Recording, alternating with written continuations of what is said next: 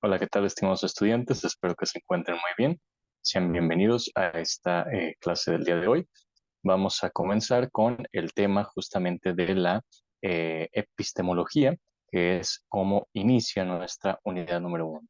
En la clase anterior estuvimos hablando a manera de introducción y contextualización a la materia, pues justamente lo que es la relación entre, digamos, el conocimiento, la persona y la verdad. Ahora vamos a profundizar un poquito más, digamos, acerca de esta interesante disciplina que es justamente la epistemología y comenzaremos con esta introducción general. Y digo general porque vamos a ir mencionando aquellos puntos que son, digamos, los más elementales y más importantes en esta disciplina y profundizaremos, digamos, en la medida en que nuestro programa así nos lo pide, en algunos subtemas, pero para cada uno de estos subtemas vamos, digamos, a enfocarnos de manera particular en otros, digamos, en otros videos explicativos y con otros, digamos, aspectos que iremos mencionando de manera oportuna. Entonces, sin más preámbulo, vamos a iniciar con esta introducción general acerca de la epistemología. Para ello les voy a compartir aquí mismo en este video la presentación, una presentación justamente que nos va a servir de guía para ir explicando este tema, ¿no? Así que a continuación voy a compartirles la pantalla como tal para que puedan ustedes visualizar la presentación. Aquí ya está cargando. Bien, entonces vamos a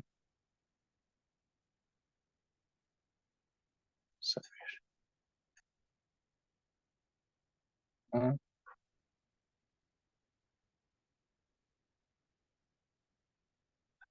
Bien, pues entonces comencemos con explicar justamente, digamos, qué es la epistemología, ¿no? ¿Qué es lo que tiene que ver con todo esto?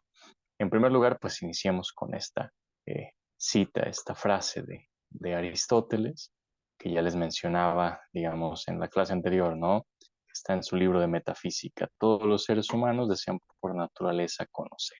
¿Sí? Entonces, eso nos habla, decíamos desde la clase pasada, de una condición, digamos, humana, nata que tenemos de búsqueda de la verdad y del conocimiento. ¿Sí? Entonces, bueno, aquí conecta justamente con esa cuestión. Pero, digamos, en la epistemología, decíamos que su definición etimológica nos habla de episteme y logos. ¿Sí? Son dos palabras ahí griegas que estarían, digamos, interactuando, estarían puestas una con la otra para dar un significado en particular. La palabra episteme hace referencia al conocimiento. Y el logos, pues es un término bastante polisemántico, sí que tiene muchos significados, pero en este caso lo traducimos por estudio o tratado, ¿sí? O teoría también. Entonces, ya la palabra epistemología hace alusión a una teoría del conocimiento, ¿sí? Así que cuando hablamos de teoría del conocimiento, en realidad hablamos de epistemología y viceversa, ¿sí? Pero bien, ¿qué es el conocimiento? Esa pregunta es una pregunta central de la epistemología. A partir de ahí, digamos, se genera esta subdisciplina, ¿no? Los griegos también se preguntaron por esto, ¿sí? La pregunta de qué es la verdad, pues está justamente vinculada con esta otra pregunta, ¿qué es el conocimiento humano? ¿Sí? Vamos a partir de una noción general, digamos, básica, que se ha utilizado en la epistemología desde sus inicios. Y aquí quiero insistir nuevamente en que esto se trata apenas, digamos, de una caracterización general, ¿de acuerdo?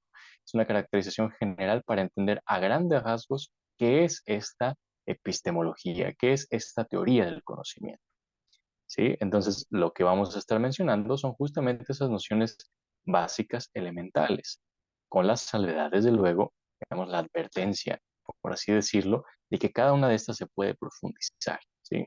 Y que de hecho en la epistemología, en la teoría del conocimiento, hasta la época contemporánea, pues existen diferentes posturas, diferentes teorías, diferentes perspectivas respecto a cada uno de estos elementos que vamos a estar mostrando. Sin embargo, como punto de partida, es importante conocerlos, ¿sí? Ya como decía, conforme avancemos en nuestro temario, vamos a profundizar en algunos de esos aspectos, ¿de acuerdo? Entonces, estas nociones, estos elementos que ahora les planteo son para tener un panorama general acerca de qué es la epistemología a partir de sus elementos más básicos, más elementales y primarios, ¿de acuerdo? Entonces, una noción justamente, una manera de describir de forma elemental qué es el conocimiento desde los inicios de la epistemología es la siguiente. El conocimiento es una correlación entre un sujeto que conoce y un objeto que es conocido, ¿sí? Entonces, aquí nos habla justamente de esta, digamos, unidad o relación, ¿sí? De sujeto y objeto. ¿De acuerdo? Les digo, esto es elemental, después vendrán otras teorías al respecto, pero de aquí se puede partir sin problema. ¿De qué nos habla esto? Correlación, ¿sí? Una correlación significa que los elementos que están involucrados en ella se corresponde uno con el otro, ¿sí? Y hasta cierto punto, en la dinámica de esa relación misma, depende uno del otro, ¿sí? Entonces, el sujeto que conoce, para ser sujeto que conoce o sujeto cognoscente, ¿sí? Depende, necesita de que exista un objeto que es conocido, ¿no? Y viceversa. Un objeto que es conocido o que es susceptible de ser conocido necesita justamente de un sujeto que lo conozca, ¿de acuerdo? Entonces, cuando está esta correlación entre sujeto cognoscente y objeto cognoscible, ¿sí? Es posible justamente el conocimiento. El conocimiento, entonces, digamos, si es esta correlación entre ambos elementos, sujeto cognoscente y objeto cognoscible, vemos cómo le haría, por así decirlo, el sujeto para conocer al objeto. Pues de manera elemental, primaria, lo hace a partir de preguntas, cuestionamientos, ¿no? ¿Cuándo, cómo, por qué, dónde, ¿sí? ¿Para qué, etcétera? ¿De acuerdo? Entonces, así es como surge el conocimiento, así es como el sujeto cognoscente inicia ese proceso de conocimiento sobre el objeto cognoscible. Entonces, ¿cuáles serían algunas de las características que puede tener tanto el sujeto como el objeto? Bueno, por parte del sujeto tenemos lo siguiente, chicos. Se trata de un elemento activo del conocimiento, es el agente del conocimiento, ¿sí? Es quien aprende las características esenciales del objeto, es receptivo frente al objeto y se forma una imagen mental justamente del objeto. ¿Cuál es esta imagen mental? Un concepto, una idea, ¿sí? Una teoría. Entonces, es aquel que lleva a cabo una acción, el sujeto, vaya. ¿Qué acción lleva a cabo? La acción de conocer, ¿sí? En este, digamos, esta acción de conocer es una, digamos, una forma de recibir, ¿sí? De aprender esas características esenciales del objeto. Ahora bien, ¿cuáles son las características del objeto como tal? ¿No?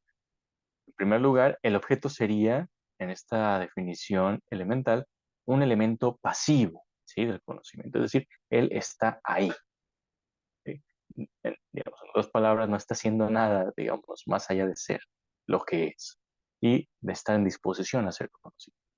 Es aquello que es aprehensible, ¿sí? Tiene esa posibilidad, esa característica, es aprehensible, por eso el sujeto lo puede aprender. ¿De acuerdo?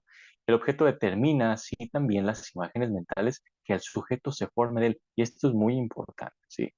Hay que hacer un énfasis aquí, chicos. El objeto determina las imágenes mentales, entiéndase los conceptos, que el sujeto se forma de él. Digámoslo de otra manera, debería el objeto determinar esos conceptos que el sujeto se hace de él para que estos efectivamente sean conocimientos. ¿Sí? Ahorita vamos a dar un poco más de detalles al respecto, ¿ah? Pero de entrada, para que un, digamos, concepto, que el sujeto se hace de un objeto, este concepto debe realmente estar determinado por el objeto y sus características esenciales.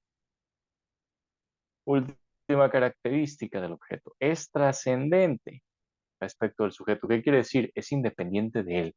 Existe más allá o fuera del sujeto. No forma parte del sujeto. Incluso cuando el sujeto quiere conocerse a sí mismo, ¿sí? Lo hace,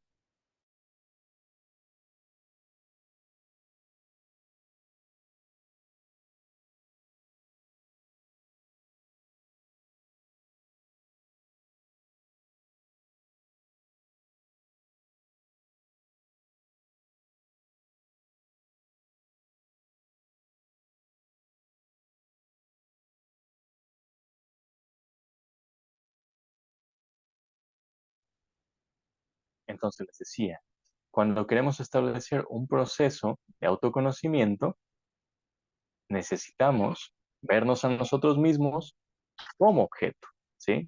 Como objeto de estudio, ¿de acuerdo? No como, digamos, un objeto material, ¿sí? Sino como un objeto de estudio. En ese sentido, hay cierta, digamos, interacción.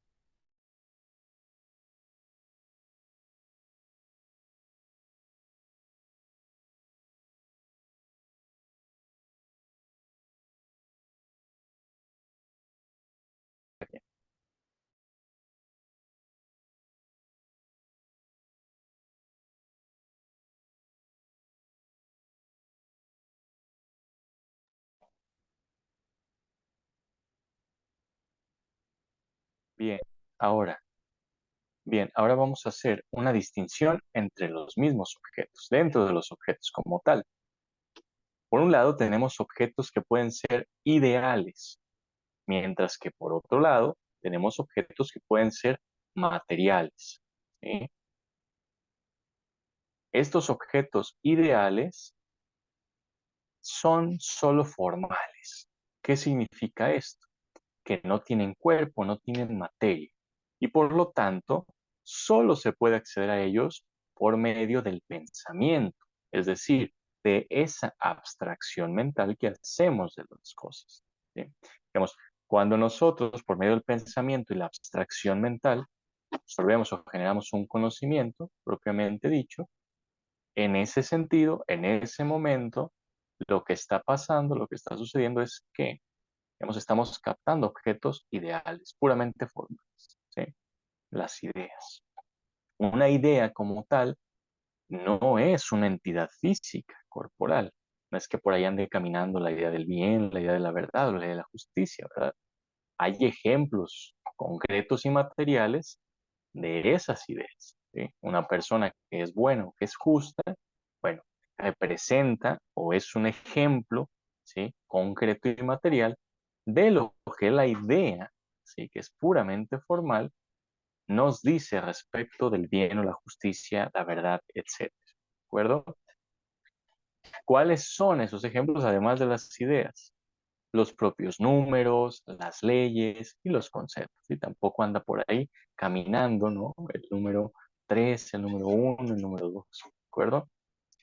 Entonces, insisto, hay ejemplos de, uno puede decir, bueno, pues, ahí va, no sé, X futbolista, que es el número uno del equipo, ¿no? Bueno, es un ejemplo del número uno. Cuando están en la cancha, digamos, en el partido, pues cada uno de ellos, vamos a la espalda, lleva un número, sí, ciertamente, pero estaremos de acuerdo en que digamos, ese número los representa su posición dentro del equipo, pero, digamos, ellos mismos no, digamos, todo su ser no es ser un 10 o un 9 o un uno, ¿no? Entonces, en ese sentido es que los números, las leyes son puramente formales, ¿sí? No tienen cuerpo físico. Pero por otro lado, están los...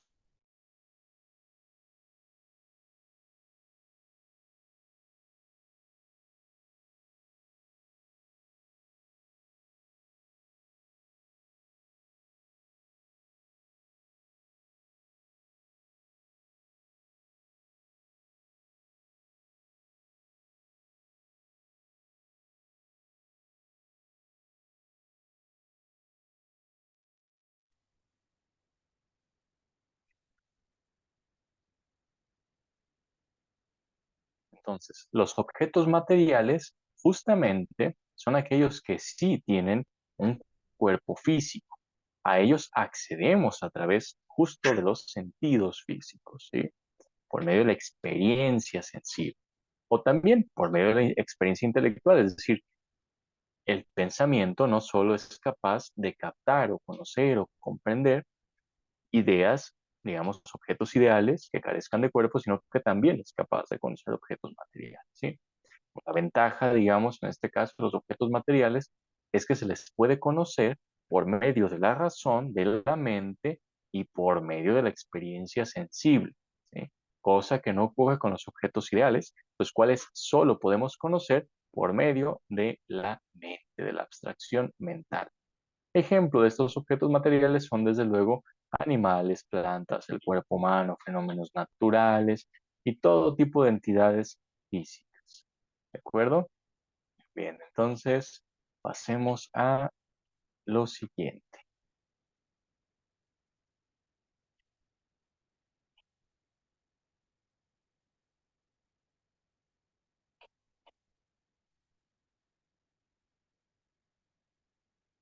Ahora bien, hemos dicho que está, digamos, esta correlación que posibilita el conocimiento, una correlación entre un sujeto cognoscente y un objeto cognoscible. Pero esta correlación debe generar, si este conocimiento debe ser verdadero. ¿Ah? Y aquí es donde cobra relevancia esto que les señalaba en su momento respecto de la característica de los objetos, que son aquellos que van a determinar esas imágenes mentales, entendiéndose como conceptos o ideas, que se formula el sujeto en su mente. Entonces, debe de ser verdadera esa formulación y los objetos van a determinar, digamos, en algún sentido esa verdad. Pero ¿qué es justamente esta verdad? ¿No? Pues justamente se trata de una concordancia, ¿sí? Entre justamente lo que el sujeto piensa del objeto con la realidad misma del objeto, ¿sí? Para que sea verdadero el conocimiento debe haber una concordancia, una coherencia, ¿sí? Entre lo que yo pienso que es el objeto y lo que el objeto realmente es, ¿sí? Solo así se puede dar esta verdad entendida como coherencia, como correspondencia entre lo que el sujeto cognoscente piensa de lo que realmente es el objeto cognoscible. Muy bien, digamos, esta parte hasta este punto es lo que constituye, digamos, el sentido general de la epistemología y cómo se plantea el conocimiento, cómo es posible, digámoslo así. Sin embargo, digamos, podemos ubicar algunos objetivos principales de la epistemología a partir de esta caracterización que acabamos de hacer. El primero de ellos tiene que ver con preguntarse por la posibilidad del conocimiento. En otras palabras, ¿puede el sujeto realmente aprender el objeto? ¿Sí? Segundo punto es el origen del conocimiento. ¿Cuál es la fuente del conocimiento humano? ¿La razón o la experiencia? ¿De dónde surge? El tercer objetivo, las formas del conocimiento. ¿Se puede hablar de un conocimiento que no sea racional? ¿O todos los conocimientos, o digámoslo de otra manera, o todo conocimiento debe ser a priori, per se, por sí mismo, racional para ser conocimiento? Y el cuarto objetivo, el criterio de verdad, cómo corroborar la veracidad de un conocimiento. Pues bien, vamos a ver, digamos, cada uno de estos objetivos. Vamos a plantear un acercamiento general para que podamos tener una idea básica de ellos. En el primer caso, la posibilidad del conocimiento. Repito la pregunta clave. ¿Puede el sujeto realmente aprender el objeto? Digamos, respecto a esta pregunta, ha habido diferentes respuestas y cada una de estas respuestas constituye una posición o una teoría epistemológica, ¿sí? Aquí les menciono 5 de las más comunes, de las más importantes. El dogmatismo, el escepticismo, el subjetivismo y el relativismo, digamos, en una sola unidad, por así decirlo, el pragmatismo y el criticismo, ¿sí? Básicamente, estas 5 posiciones nos tratan de dar respuesta a esa pregunta por la posibilidad de conocimiento. ¿Qué consiste el primero, el dogmatismo? Básicamente una postura dogmática es aquella que no cuestiona la realidad, digamos, de esta correlación entre sujeto y objeto. Para el dogmatismo, esta correlación se da siempre de manera incuestionable. No hay duda de que es posible conocer, ¿sí? No cabe duda ahí.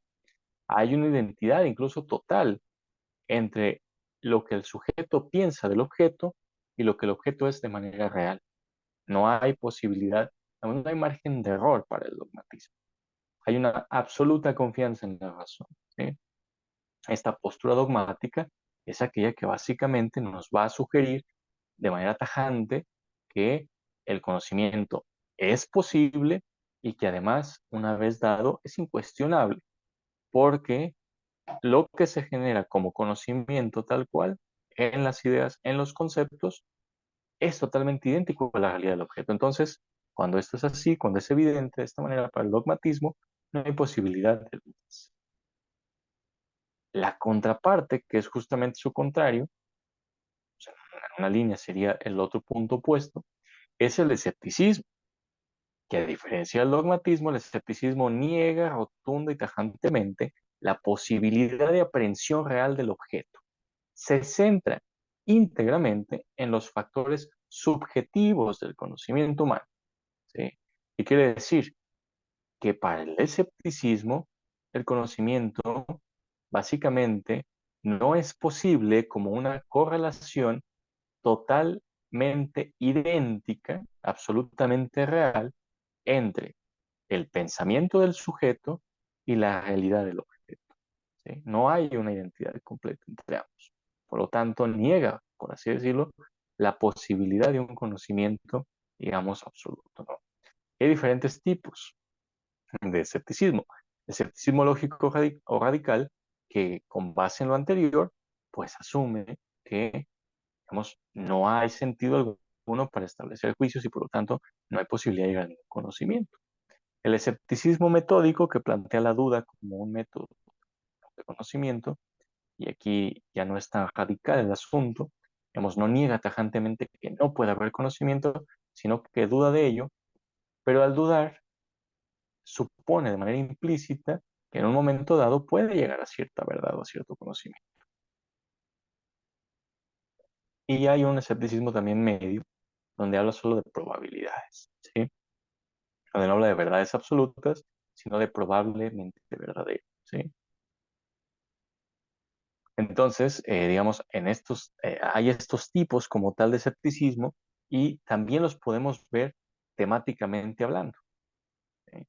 Por ejemplo, en diferentes áreas o en diferentes temas, ¿no? En una de las áreas más importantes de la propia teoría del conocimiento y de la filosofía misma es el ámbito de la metafísica, es decir, de aquella, digamos, teoría filosófica que se pregunta por los principios, las causas de la realidad, ¿sí? Digamos, ¿cuál es el principio de la realidad o del mundo, de la vida, de la existencia? ¿Qué es lo que lo causa, ¿no? Entonces, el escepticismo en ese ámbito se muestra como un positivismo. Hasta cierto punto es aquello que no va a aceptar como conocimiento más que lo que la mera, digamos, experiencia sensible le dé y lo que pueda demostrarse de manera científica, ¿no? El escepticismo ético se manifiesta como un relativismo, es decir, como aquello que señala que tanto lo bueno como lo justo, etcétera, es relativo a cada persona y no es algo que se debe entender de manera universal. Y también estaría el escepticismo religioso, manifiesto en una especie de agnosticismo, ¿sí? Donde, pues, digamos, no habría como tal una posición decantada hacia una religión u otra, sino que hay cierta ambivalencia ahí que sostiene que, bueno, si hay cierta creencia en algo, pero esta creencia hasta cierto punto es, digamos, libre, indeterminada, no se enfoca en una sola deidad o en una sola manera de entender lo divino, ¿no? Entonces, en este sentido, ahí se manifiesta el escepticismo como un agnosticismo. Bien, ahora la siguiente posición, el subjetivismo, perdón, y el relativismo. ¿Qué nos dice esta postura? Bueno, señala que si es posible, ¿no? Si es posible el conocimiento, si hay una verdad, pero esta es limitada. acuerdo? El subjetivismo va a limitar la validez de la verdad al sujeto. Como su nombre lo indica, subjetivismo, bueno, pues el conocimiento y la verdad misma va a depender del sujeto, es decir, de la postura, de la perspectiva que él tenga, ¿eh? Del campo de visión que tenga del objeto. Tan es así que, bueno, pues todo conocimiento tendría que ser subjetivo, ¿no? No habría verdades universales, solo subjetivas. Y puede haber, digamos, puede ser un subjetivismo individual o general, ¿no? Es decir, de una sola persona o de la humanidad misma diciendo, bueno, pues la verdad o el conocimiento solo se puede dar hasta donde el humano lo ve y por lo tanto también es subjetivo. No es universal, sino solo subjetivo. ¿Qué nos dice el relativismo? Por otro lado, que no hay verdades universalmente válidas y subraya la dependencia de factores externos, ¿sí? Por eso, digamos, están en la misma postura ambas. El relativismo dice no, no hay verdades absolutas, objetivas, independientes de la percepción de los sujetos o de los factores o de los contextos. No, no. Dice el relativismo, existen verdades, ¿sí? O puede que haya verdades, pero estas siempre van a estar condicionadas por factores externos, es decir, siempre van a estar determinadas por su propio contexto, con sus límites y con sus alcances, ¿sí? Pero nunca van a ser universales. La siguiente postura es el pragmatismo, la cual, digamos, hace equivalente lo verdadero con lo útil, lo valioso, lo vital. En otras palabras, algo va a ser verdadero para los pragmatistas o el conocimiento como tal, solo en la medida en que esto que se conoce o que se afirma como verdadero resulta útil en algún sentido, ¿no? En alguna cuestión es práctica, ¿sí? Entonces, el intelecto, para, digamos, los fines de esta postura, el intelecto, pues solo está ahí para orientarnos en la vida, ¿no? Para ser, digamos, eficientes en nuestra vida cotidiana. Por eso el ser humano, para el pragmatismo, se considera como un ser práctico, ¿sí? Más, digamos, es antes que todo un ser práctico antes que racional, ¿sí? Por lo tanto, el intelecto mismo va a estar supeditado a, a esa practicidad, ¿sí? El conocimiento entonces va a ser útil, va a ser valioso, va a tener sentido si es práctico, si no. Y finalmente, en el caso del criticismo, podemos ver una especie de punto medio. ¿Punto medio entre qué? Entre el dogmatismo y el escepticismo, ¿sí? Porque si ubicamos ambas posiciones en puntos extremos, ¿sí? Donde por un lado el dogmatismo afirma tajantemente y de manera incuestionable que el conocimiento sí es posible y que además este es, digamos, siempre universal, el escepticismo estaría del otro punto extremo, ¿no? Diciendo que no es posible, que solamente, digamos, eh, solamente hay lugar para la duda, para la incertidumbre y en el mejor de los casos, para la mera probabilidad. Pero el criticismo está en un punto medio, ¿sí?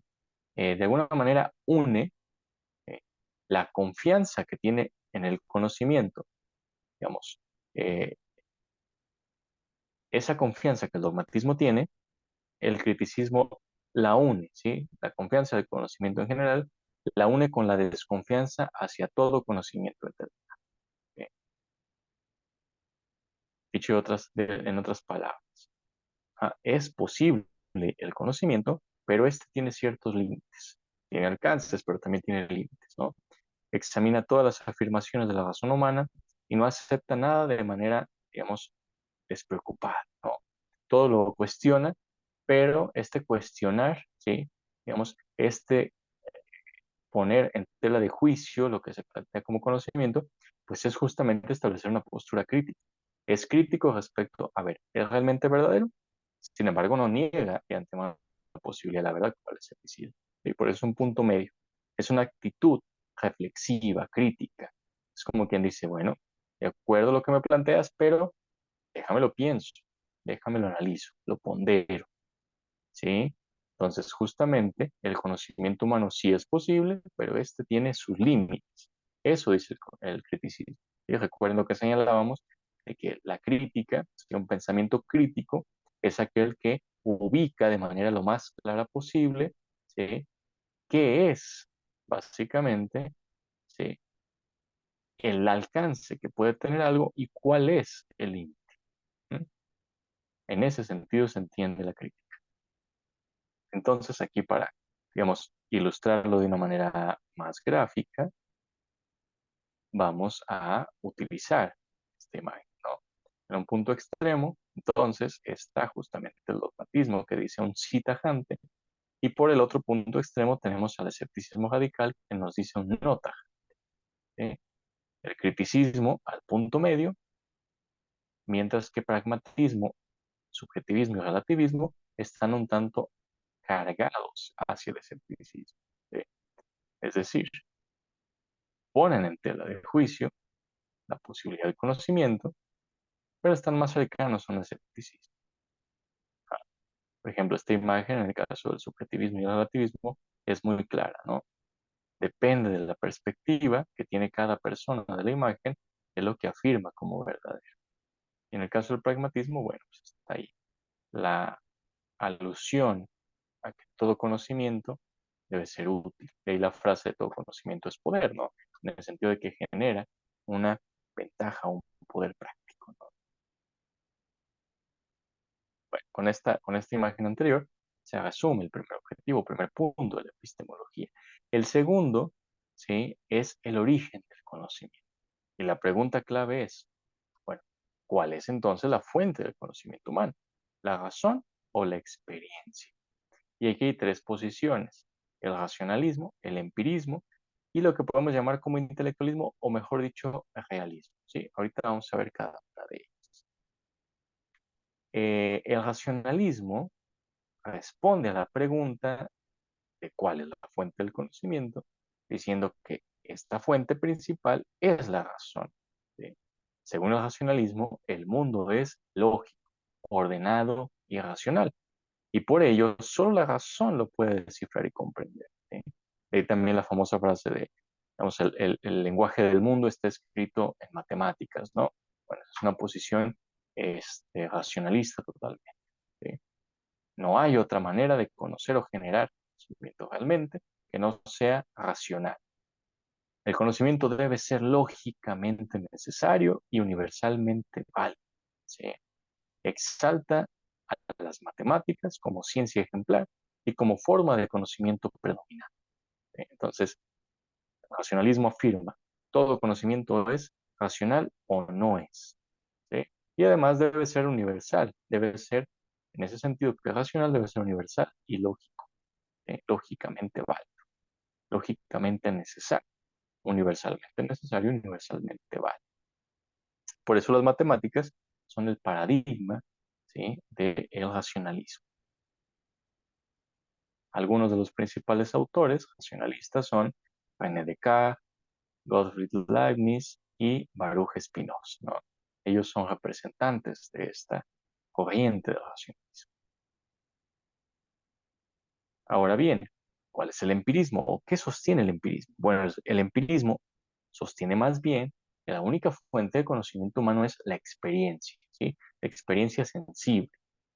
Por ello, para los empiristas, el espíritu humano es una tabla, digamos, en blanco, ¿no? Una hoja en blanco, en la cual hay que escribir, ¿sí? Que se va llenando con la experiencia. Cuando nacemos, a diferencia, digamos, tanto los racionalistas como la posición dogmática, se asume que el ser humano, la persona, cuando nace, ya nace con ideas innatas, ya que lo acompañan, ¿de acuerdo? Para el empirismo esto no es así. Cuando nacemos, nacemos como una hojita en blanco y las experiencias que vamos teniendo son las que van llenando esa hojita, ¿no? O ese libro, por así decirlo. El empirismo parte de los hechos concretos y se apoya en la teoría de la evolución humana. Exalta a las ciencias naturales y al método de la observación, ¿sí? Básicamente, es una postura pues totalmente, como su nombre lo indica, centrada, basada en la experiencia sensible, ¿sí?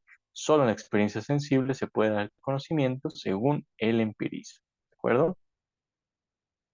Algunos principales de los autores empiristas son John Locke y David Hume. Por otro lado, tenemos decía, el intelectualismo o realismo, ¿sí? Esta posición, hasta cierto punto, también es intermedia, ¿no? ¿Por qué? Porque señala que el conocimiento se origina tanto en la experiencia como en la razón, ¿sí? No hay distinción ahí. Es decir, no hay preeminencia o preferencia por alguna de las dos. Para el realismo, el conocimiento surge tranquilamente de ambas fuentes, ¿sí? Porque no surge de la nada, tiene una base sensible, ¿sí? Sin embargo, esta base sensible, dice el realismo, pues debe estar sometida a las leyes lógicas del pensamiento. Tiene una forma racional referida a una cosa sensible. Para el intelectualismo o realismo, las cosas poseen una sustancia y unas propiedades empíricas. La sustancia se capta con la razón, ¿sí? Y las propiedades empíricas con la experiencia sensible. Digamos, para poner un ejemplo aquí, pensemos en nosotros mismos, ¿no? Cada uno de nosotros tiene una esencia, ¿no? Eso que nos hace ser quien somos y no otra persona. Pero, digamos, eso como tal, la sustancia, la esencia que tenemos, no es algo que se vea de manera física. No es como una parte del cuerpo. Sabemos que está ahí y que nos da forma, que le da forma a nuestra identidad. Pero sabemos o tenemos noticia de ello gracias a la razón. Lo único que vemos o podríamos decir, digamos, de nosotros como seres que somos, tendría que ser a través de nuestro cuerpo. Es decir, si solo nos limitáramos a la experiencia sensible, tendríamos que decir que solo somos un cuerpo orgánico, ¿sí? Sin embargo, todos estamos convencidos de que tenemos un cuerpo y una mente, ¿no? O un alma, un espíritu, como le queramos llamar. Pero, digamos, sabemos esto no solo por la experiencia sensible, sino también por la razón. Entonces, si nos fuéramos solo por la razón, perdón, solo por la experiencia sensible, negaríamos la existencia de la razón. Y si nos fuéramos solo por la razón, diríamos que nuestro ser más propio es la mente o el alma, mientras que el cuerpo no lo es, ¿no? Sin embargo, sabemos que es importante que ambas cosas estén presentes. Aquí les pongo, digamos, un pequeño, digamos, círculo, una gráfica circular, donde al centro estaría la esencia, ¿sí? Y por lo tanto está oculta, no se ve físicamente hablando, solo se capta intelectualmente, por eso es intelectualismo. Y tenemos digamos, una exterioridad, que son las propiedades empíricas, su cuerpo propiamente, ¿no? Estatura, color de piel, color de cabello, etcétera, ¿sí? Esas son las propiedades empíricas que sí se ven, sí se captan por medio de la experiencia sencilla. Algunos autores que han manejado esta posición son Aristóteles y Santo Tomás de Aquino. Bien, chicos, pues ahora vamos al tercer punto, las formas del conocimiento, ¿ok? Se puede hablar de un conocimiento que no sea racional. Hemos visto lo del empirismo, hasta cierto punto nos ayuda a entender esto, ¿sí? Pero vamos a tomarlo a partir de dos tipos de conocimiento. Conocimiento mediato o discursivo y el conocimiento inmediato intuitivo. El mediato discursivo consiste en aprender al objeto a partir de ciertos medios racionales o experimentales y que es comunicable con relativa facilidad en términos discursivos o conceptuales, justamente, ¿no? En otras palabras, todo conocimiento mediato discursivo es aquel que podemos verbalizar, que podemos expresar con palabras y con conceptos. Porque claro, los conceptos están hechos de palabras, de algo discursivo, pero es mediato, ¿sí? Es mediato porque, digamos, no es solo lo que captamos en la realidad, sino que eso que captamos tenemos que procesarlo, digámoslo así, en la maquinita de lenguaje para que nos dé como resultado un concepto y poderlo verbalizar, poderlo comunicar. Sin embargo, también existe un conocimiento inmediato o intuitivo, el cual aprende de manera inmediata al objeto, sea por una intuición sensible como la vista o por una intuición espiritual, captar la esencia, la existencia o el valor de algo. Como cuando decimos, yo tengo la intuición de que esto es así, bueno, se refiere un tanto a esto. ¿Mm? Pero esa intuición es irracional digamos, porque no sabemos, cuando decimos, cuando tengo la intuición de algo, pero no sé cómo explicar, bueno, porque es irracional, justamente. Cuando logramos explicarlo, ya lo estamos mediatizando a través del lenguaje, ¿sí? Ya lo estamos poniendo en palabras, ¿sí? Pero cuando es originalmente, se da pues de una manera inmediata e irracional. La intuición, en ese sentido, es epistémicamente relevante, porque va justamente al núcleo de las cosas, a la esencia, ¿no? De las cosas, de los objetos, de la vida, de la existencia misma. Por eso es relevante y es muy importante en la teoría del conocimiento. Bueno, digamos, hasta ahora hemos mencionado los puntos anteriores, pero ¿y cuáles serían los criterios de verdad, pues, para poder valorar los conocimientos o el conocimiento mismo? ¿Sí? ¿Cómo corroboramos la verdad y la veracidad de un conocimiento? Bueno, pues por un lado, tenemos esa certeza de la verdad, ¿sí? ¿Y cómo podemos tener esa certeza? Bueno, hay dos maneras, ¿no? La verdad trascendente, que se basa en el principio de concordancia o adecuación del contenido del pensamiento con el objeto, que es lo que mencionamos al principio, si recuerdan, ¿no? La presencia de la cosa y objetividad del juicio, de ciencias naturales, por así decirlo, ¿no? Tiene que haber concordancia para que se pueda dar esa certeza, esa verdad trascendente. Digamos, esta noción de verdad está puesta o depende del objeto, de la realidad, ¿sí? Lo que yo diga depende, digamos, lo que yo diga depende de su verdad o es verdadero sí y solo si se corresponde con la realidad. Entonces, el criterio de la verdad está en la realidad misma y no en lo que yo estoy diciendo, ¿sí? Que se corresponda. Si la realidad falla, mi juicio es, digamos, si la realidad es diferente de lo que yo estoy diciendo, mi juicio falla, no es verdadero. Pero tenemos también una verdad inmanente, que radica en la concordancia del pensamiento consigo mismo. Se basa en el principio de no contradicción, el principio de identidad y el principio del tercero excluso, entre otros principios lógicos, ¿sí? Y este se aplica en las ciencias formales, como la lógica y las matemáticas. ¿Qué quiere decir este criterio de verdad? Que está más enfocado a los objetos ideales. Y como estos carecen de materia, de externalidad, por así decirlo, pues no podemos corroborar su veracidad a partir de algo externo a ellos. Tiene que ser algo interno. Pero ¿cómo vamos a valorar, digamos, su verdad de manera interna estas ideas? Bueno, pues hay que ver justamente si hay una coherencia lógica entre las ideas.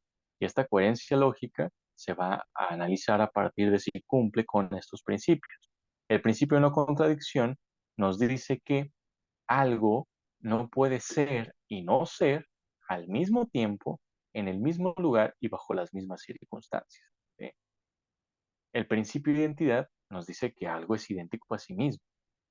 No puedo decir que yo soy yo y al mismo tiempo soy otra persona.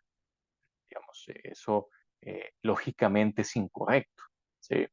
Y el principio del tercero excluso, pues básicamente, eh, pues se trata de señalar que, pues vaya, no hay posibilidad entre ser y no ser, no hay posibilidad de un término medio, de un ser más o menos, ¿no? O somos o no somos, ¿sí? Digamos, no se puede hablar de un tercero excluso, no hay posibilidad de medias tintas, digamos. La realidad es o no es, la verdad es verdad o es mentira, ¿no?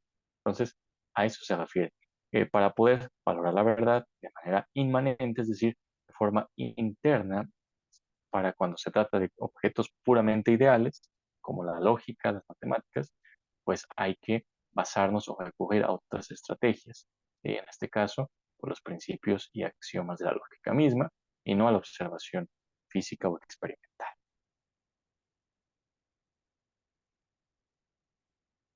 Y finalmente, podemos hablar de un conocimiento probablemente verdadero.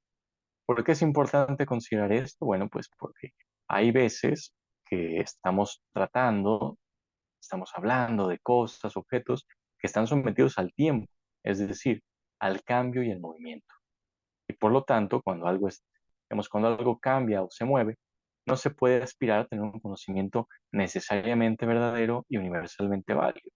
¿Por qué? Porque lo que ahora estamos viendo respecto de ese objeto con el tiempo puede cambiar o se puede mover y por lo tanto ya sería inválido. Entonces, lo que sí podemos hacer es establecer un conocimiento probablemente verdadero, decir, bueno, bajo estas circunstancias, aquí y ahora, el objeto presenta tales características. ¿Sí?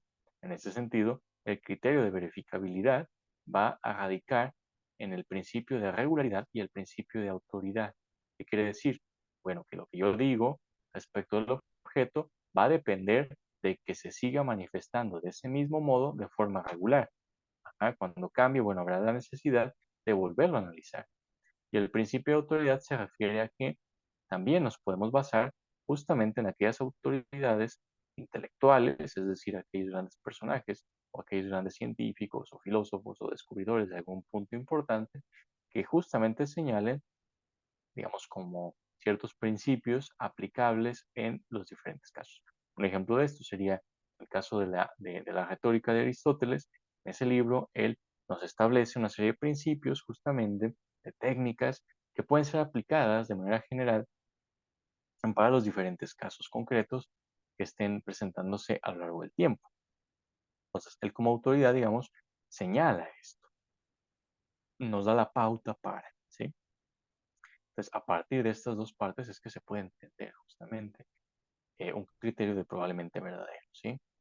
Es decir, yo digo que esto es así respecto a este objeto mientras éste se siga comportando de manera regular y conforme a lo que han dicho otros autores que han demostrado ser una autoridad en el tema, ¿de acuerdo?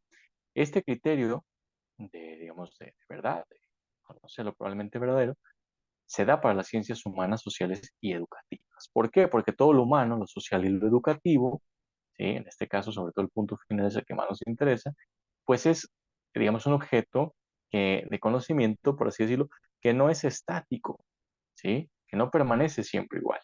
Bueno, eso lo vemos en nuestros alumnos, en nuestros alumnos de clase, tan solo de generación en generación, ¿sí? Vamos viendo esto de manera palpable. Ahora, en cada alumno también pasa eso. ¿Por qué? Porque el ser humano, digamos, está sometido pues a la contingencia, ¿no? A lo contingente. Ese punto medio entre la necesidad y el azar, ¿sí? Digamos, la vida humana está rodeada de cosas que no son necesarias, en el sentido de que no necesariamente tienen que pasar así siempre, y, digamos, cosas que pueden estar totalmente sometidas al azar, bien pueden ser o no pueden ser, ¿sí? Pero, digamos, en este caso, sin embargo, podemos decir que a pesar de ese azar, podemos establecer ciertos planes o proyectos, ¿no? Entonces, la vida humana se basa o se plantea como un proyecto en medio de la necesidad y el azar, ¿sí? Es como decir, no estoy completamente seguro de que vayan a hacer las cosas así, pero puedo plantearme ciertos planes, puedo planificar cierto plan de acción, ¿no? Para que pues no me hagan desprevenido, por así decirlo, ¿no? A sabiendas de que el plan pues puede fallar, ¿no? Pero al menos tenemos un plan y sobre la marcha podemos modificarlo y podemos ir justamente ampliando nuestro conocimiento. Bien, chicos, pues hasta aquí es la introducción general de la epistemología, de la teoría del conocimiento, a partir justamente de estos cuatro objetivos principales que se plantea la epistemología, ¿sí? Por un lado, la pregunta por la posibilidad del conocimiento. Por el otro, ¿cuál es la fuente de ese conocimiento? Eh, y el tercer punto, ¿hay diferentes formas de conocimiento? Y último punto, ¿cómo las vamos a verificar? ¿Cómo vamos a saber si son verdaderas o no? ¿Cómo vamos a tener un criterio de verdad? ¿Sí? Entonces, en términos generales, a eso se enfoca la epistemología, ¿sí? A eso se dedica. Ahora, en los siguientes videos, en los siguientes temas, justamente, vamos a profundizar conforme a lo que nos pide el programa en algunos de estos aspectos. El primer aspecto en el que vamos a profundizar en el siguiente video es sobre los criterios de verdad, justamente, ¿no? Los criterios de verificación del conocimiento científico. Así que, bueno, espero que les haya resultado agradable, informativo, claro, digamos, esta introducción y que les sirva también de punto de partida para los siguientes temas. Cualquier duda, comentario, por favor, háganmelo saber en los comentarios, ¿sí? Que con mucho gusto los puedo, digamos, atender y intentar aclararlo mejor. Los espero en el siguiente video, chicos, y también les voy a compartir en la descripción del video una referencia a un autor y a un libro en particular donde profundiza más acerca de la teoría del conocimiento.